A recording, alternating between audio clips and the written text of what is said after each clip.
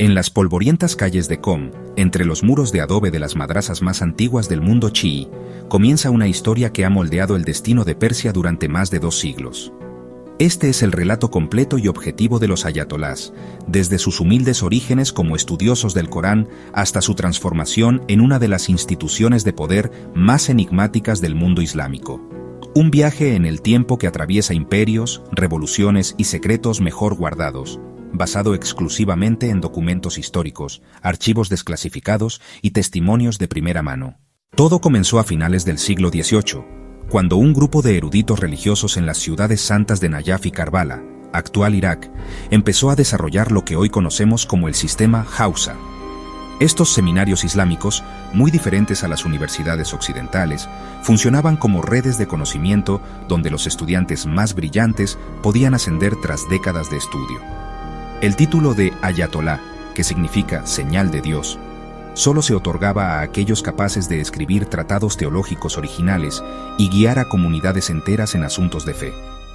Durante la dinastía Qajar, que gobernó Persia desde 1794 hasta 1925, estos clérigos mantuvieron una relación ambivalente con el poder. Por un lado, eran respetados como autoridades espirituales. Por otro, los monarcas los vigilaban con recelo, conscientes de su influencia sobre el pueblo.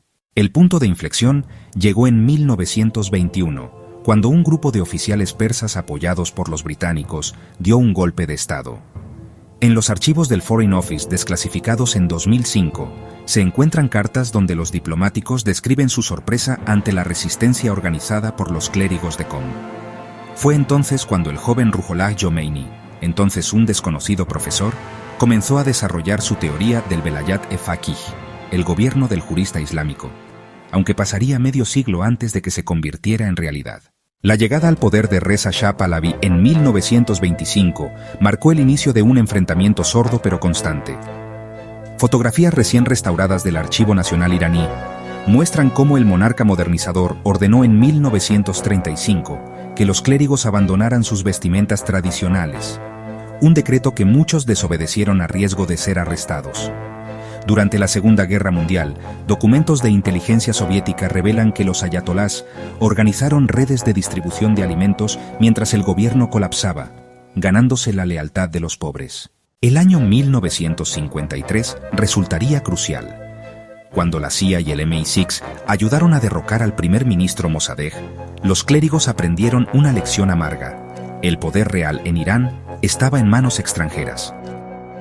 Fotografías inéditas de la Biblioteca del Congreso muestran a jóvenes ayatolás como Mahmoud Talehani repartiendo panfletos contra el Shah en los bazares de Teherán. Pero fue en 1963 cuando todo cambió. El exilio de Khomeini, tras protestar contra las reformas laicas del Shah, lo convirtió en mártir. Grabaciones recién encontradas en los archivos de la BBC muestran cómo sus sermones llegaban clandestinamente a Irán, en casetes escondidos dentro de panes. La revolución de 1979 ha sido malinterpretada. Documentos del Departamento de Estado estadounidense muestran que ni siquiera Khomeini esperaba tomar el poder directamente. El testimonio de su asistente Ebrahim Yazdi, grabado en 2011, describe cómo planeaban crear un consejo de clérigos que supervisara a un gobierno civil. Pero en cuestión de meses, los comités revolucionarios llenaron el vacío de poder. Fotografías a color recién digitalizadas muestran a jóvenes barbudos con turbantes negros, estudiantes de teología, dirigiendo ministerios y empresas estatales. Los años 80 vieron la consolidación del sistema. Informes internos de la Hausa de Qom, obtenidos por este equipo, muestran cómo crearon escuelas paralelas para formar una nueva generación de líderes. Cada viernes, los sermones en las mezquitas, transmitidos por Radio Nacional, explicaban no solo teología, sino también economía y política exterior. Cuando estalló la guerra con Irak en 1980, los ayatolás movilizaron a millones mediante una red de mezquitas que funcionaban como centros de reclutamiento. El sistema actual es más complejo de lo que parece. Entrevistas exclusivas con exalumnos de Qom describen un riguroso proceso de selección. Para convertirse en ayatolá, hoy se requieren al menos 25 años de estudio, el dominio del árabe clásico y la capacidad de interpretar textos del siglo IX. Los informes anuales de la Asamblea de Expertos, disponibles parcialmente desde 2015, muestran cómo evalúan constantemente al líder supremo, en una combinación única de teocracia y rendición de cuentas. En las calles de Irán hoy, la realidad es matizada. Mientras que en Qom los seminaristas copian manuscritos medievales bajo lámparas de aceite, en Teherán jóvenes clérigos con doctorados en física nuclear debaten ética tecnológica. El ayatolá Sistani en Nayaf, Irak, maneja un presupuesto anual de miles de millones para obras sociales, mientras otros escriben tratados sobre inteligencia artificial y bioética. ¿Sobrevivirá esta institución medieval a la era digital? Científicos sociales como el profesor Ali Ansari de St. Andrews argumentan que los ayatolás han demostrado una asombrosa capacidad de adaptación, pero archivos recién abiertos en Qom sugieren intensos debates internos sobre cómo mantener relevancia entre una juventud conectada a Internet. La historia continúa escribiéndose.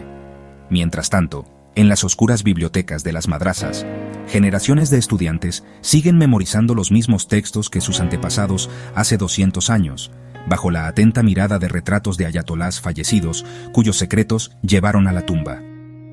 Si te gustó este viaje por la historia oculta de los ayatolás, no olvides suscribirte a Impacto LATAM y activar la campanita para no perderte nuestros documentales exclusivos.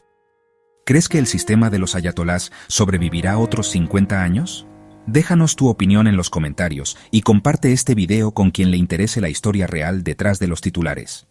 Hasta la próxima entrega de Impacto LATAM, donde exploramos los secretos que cambiaron el mundo.